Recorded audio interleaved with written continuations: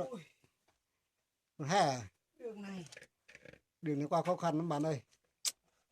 Đơn giản đâu, mua hàng này là đơn giản đâu.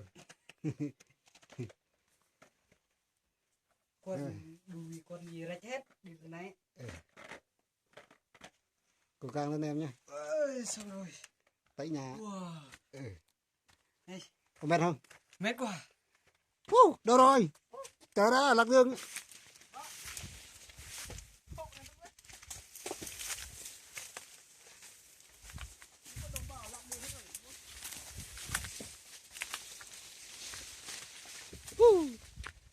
Thật dại của nhúa vẽ quá.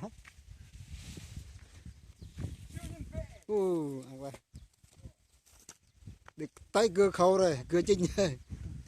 Quay lại cưa chính rồi bạn ơi.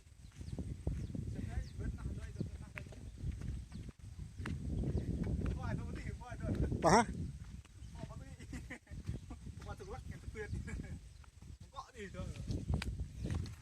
Chỗ đây. Đường khó xuống lắm. Đường khó xuống lắm bạn ơi. Bạn.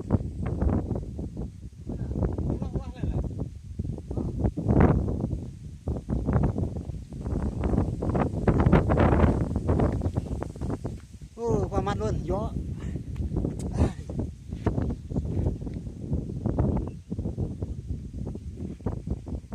Tiểu á. Vậy.